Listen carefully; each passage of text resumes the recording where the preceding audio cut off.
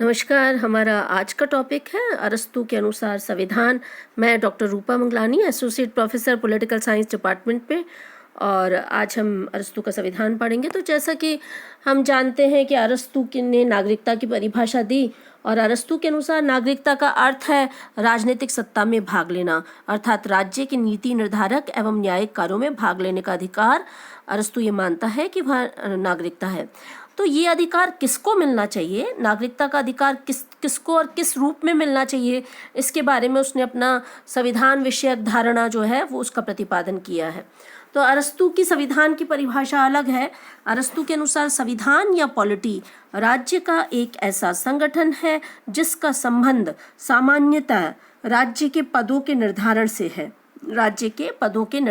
है, और विशेषकर ऐसे पद के निर्धारण से है जो समस्त राजनीतिक मामलों में सर्वोच्च हो। इसका मतलब अरस्तू ये कहता है कि जो सर्वोच्च राजनीतिक सत्ता है उसका निर्धारण करने का काम जो है वो संविधान या पॉलिटी द्वारा किया जाएगा। तो अरस्तू ने जो है संविधान की धारणा अलग दी है। तो इस परिभाषा का अगर हम विश्लेषण करें तो अरस्तू के संविधान में निम्नलिखित बातें सामने आती हैं। पहली बात, वो कहता है कि संविधान राज्य अथवा उसके पदों का संगठन है। दूसरी बात, वो कहता है कि संविधान द्वारा ही सर्वोत्तम सत्ता के निवास को निर्धारित किया जाता है। तीसरी बात, वो कहता है कि संविधान यह भी स्पष्ट करता है कि राज्य किस लक्ष्य की ओर उन्मुख है। चौथी बात, अरस्तू राज्य के लिए संविधान को बहुत आवश्यक मानता है। वो कहता है कि इसी के आधार पर, संविधान के आधार पर ही राज्य का निर्माण अथवा अंत होता है। तो पांचवी विशेषता देखें तो वो कहता है कि राज्य का सार अथवा अति आवश्यक आधार संविधान होता है, और संविधान में परिवर्तन के साथ ही राज्य का रूप भी बदल जाता है। तो इस प्रकार अरस्तू की संविधान संबंधी धारणा की सबसे मुख्य विशेषता ये है कि वह राज्य, संविधान और दल को एक रूप में मान लेता है। अगर हम इन विशेषताओं को संविधान की परिभाषा के आलोक में देखें तो उसके अनुसार संविधान राज्य या उनके पदों का संगठन है। दूसरी बात, संविधान द्वारा ही सर्वोत्तम सत्ता के निवास को निर्धारित किया जाता है। इसका मतलब है कि सर्वोत्तम सत्ता कहाँ रहेगी ये संविधान ही बताएगा। तीसरी बात, संविधान ये भी स्पष्ट करता है कि राज्य किस लक्ष्य की ओर उन्मुख है। और चौथी बात, राज्य के लिए संविधान बहुत नितांत आवश्यक है, बिना संविधान के राज्य नहीं हो सकता। तो संविधान में चेंज होगा तो राज्य का स्वरूप भी बदल जाएगा, यानी राज्य के अलग अलग स्वरूप जो है वो संविधान के रूप के आधार पर ही चेंज होंगे। तो ये जो है अरस्तू के जो संविधान की जो धारणा है उसमें हम देख सकते हैं कि उसने अलग अलग विशेषताएं बताई हैं। दूसरी बात, जहाँ तक संविधान के वर्गीकरण का सवाल है, अरस्तू ने ऐसे वर्गीकरण के दो आधार बताए हैं। वो दो आधार बताता है ऐसे वर्गीकरण के। पहला आधार जो है वो संख्या का आधार है। संख्या का तात्पर्य है कि अरस्तू ये कहता है कि संख्या के आधार पर प्रभुत्व शक्ति का प्रयोग कितने व्यक्तियों द्वारा किया जाता है, और इसी से जो है संविधानों के ये वर्गीकरण का निर्धारण होगा। अर्थात प्रभुत्व शक्ति का प्रयोग कौन कौन करता है, इसका निर्धारण के आधार पर ही संख्या का आधार है। दूसरी बात है नैतिक आधार। इसका तात्पर्य है कि शासन करने वाले व्यक्तियों का उद्देश्य आखिर क्या है। इसका मतलब यह है कि शासन शक्ति का उद्देश्य जो है वो क्या रहेगा, इस आधार पर ही जो संविधानों का वर्गीकरण किया जाता है। मैं आपको बताना चाहती हूँ कि अरस्तू पहला वैज्ञानिक वर्गीकरण प्रस्तुत करता है। राज्यों के वर्गीकरण के लिए उसने 158 संविधानों का जो है वो अध्ययन किया, और उसके बाद उसने अपना ये वर्गीकरण प्रस्तुत किया। और संविधानों के वर्गीकरण की एक विशेषता के कारण ही उसे प्रथम राजनीति वैज्ञानिक भी कहा जाता है। तो इस आधार पे अगर हम देखें तो अरस्तू का जो पहला आधार है, पहला आधार यानी संख्या का आधार, तो संख्या के आधार पे वो कहता है कि यदि एक व्यक्ति का शासन हो, कुछ व्यक्तियों का शासन हो और बहुसंख्यकों का शासन हो, इस आधार पर तीन भेद कर सकते हैं। अर्थात संख्या के आधार पर हम देख सकते हैं कि अरस्तू ये मानता है कि पहले आधार पर एक व्यक्ति का शासन, कुछ व्यक्तियों का शासन और बहुसंख्यकों का शासन, और इसी आधार पर उसने तीन भेद किए हैं। और दूसरा आधार जो है यानी कि नैतिक आधार, इस आधार पर अरस्तू ये कहता है कि जो शासन व्यवस्थाएं हैं उसके दो रूप हो सकते हैं, यानी तीन तरह की शासन व्यवस्थाओं, एक व्यक्ति और कुछ व्यक्ति और बहुसंख्यक शासन व्यवस्थाओं के आधार के रूप में दो रूप हो सकते हैं, स्वाभाविक रूप और विकृत रूप। स्वाभाविक रूप के बारे में अरस्तू का ये कहना है कि शासन का वह रूप स्वाभाविक माना जाएगा जिसमें शासक सामान्य हित के आधार पर काम करता है, और दूसरी बात, शासन का वह रूप विकृत माना जाएगा जिसमें शासक वर्ग केवल अपने ही हितों को देखता है। तो अरस्तु ने कहा है कि ये जो 3 तरह के आधार हैं संख्या के आधार पर, पहले आधार पर व्यक्ति का शासन, दूसरा आधार कुछ व्यक्तियों का शासन, और तीसरा आधार बहुसंख्यक शासन। इस आधार को, संख्या के आधार को आधार के आधार पर दोबारा से कैटेगराइज किया जा सकता है। 3 तरह की शासन व्यवस्थाओं को नैतिक आधार पर 2 रूपों में बांटा जा सकता है। तो नैतिक आधार पर 2 रूप कौन से हैं? पहला रूप है स्वाभाविक। स्वाभाविक राज्य कौन सा होगा? जिसमें शासन का वह रूप जिसमें शासक सामान्य हित के आदर्श के आधार पर कार्य करते हैं। और विकृत रूप क्या होगा? जिसमें शासक वर्ग केवल अपने ही हितों को दृष्टि में रखता है। तो इस प्रकार अरस्तु ने स्वाभाविक और विकृत रूप बताए हैं। अरस्तु का जो ये वर्गीकरण है, उस वर्गीकरण को, संख्या के आधार के वर्गीकरण को उसने स्पष्ट किया है।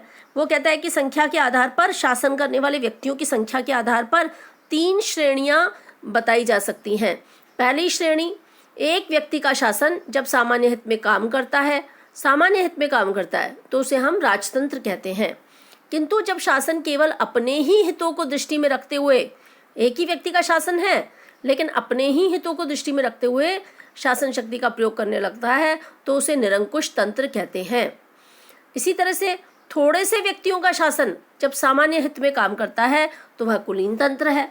किंतु जब केवल शासकों के हित की दृष्टि में रखा जाए तो वह अल्पतंत्र या धनिक तंत्र है।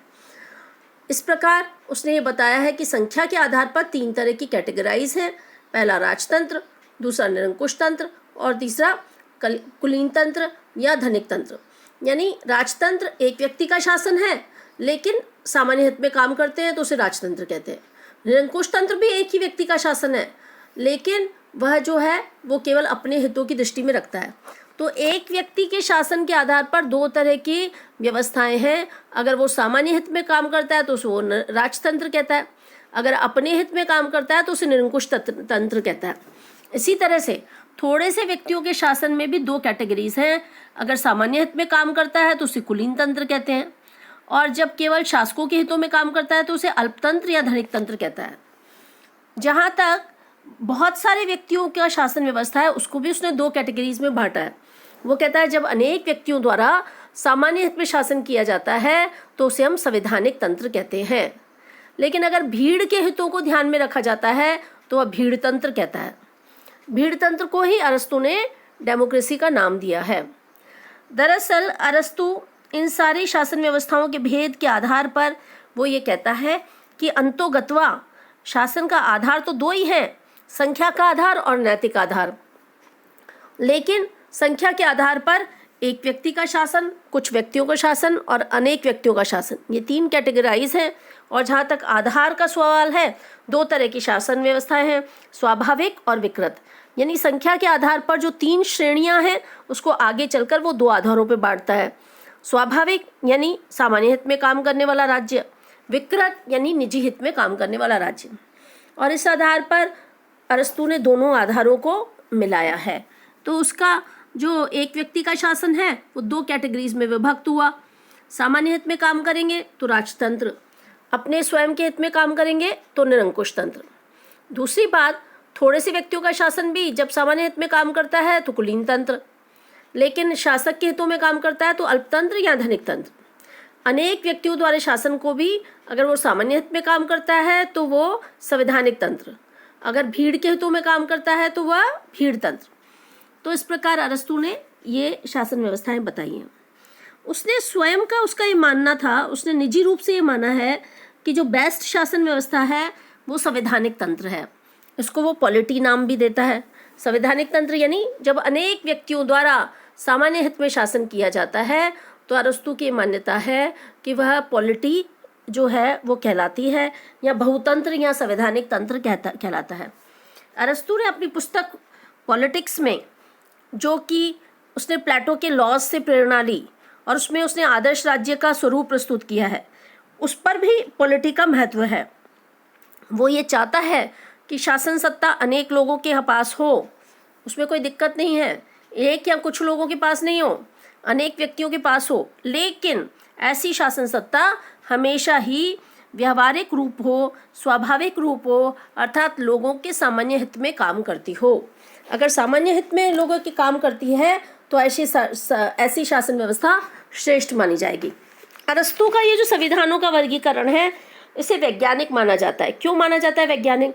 इसीलिए माना जाता है कि अरस्तु ने इसका वर्णन करने से पहले 158 संविधानों का अध्ययन किया था, और 158 संविधानों का अध्ययन करके उसने राज्यों का वर्गीकरण, जिसे वो संविधानों का वर्गीकरण भी कहता है, क्योंकि अरस्तु का मानना है राज्य अर्थात संविधान।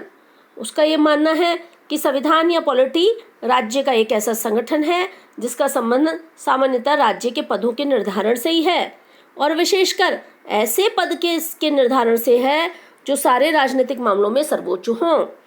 तो इस प्रकार अरस्तु ने राज्यों या संविधानों का जो वर्गीकरण है उसकी धारणा दी है, और ये अपने आप में अनूठा है, क्योंकि हम देखते हैं कि प्लेटो का जो आदर्श राज्य था वो कहीं ना कहीं यूटोपिया था, कल्पना पर आधारित था, लेकिन अरस्तु ने उस समय के प्रचलित सारे ही संविधानों का वर्गीकरण करने के बाद और अपने संविधान के सिद्धांत का प्रतिपादन किया।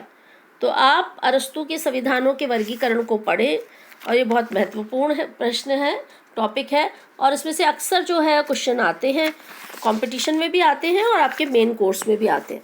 तो आप इसका अध्ययन करें, और इसमें कोई दिक्कत आती है तो हम इस पर बात करते हैं आगे। और all the best. Thank you.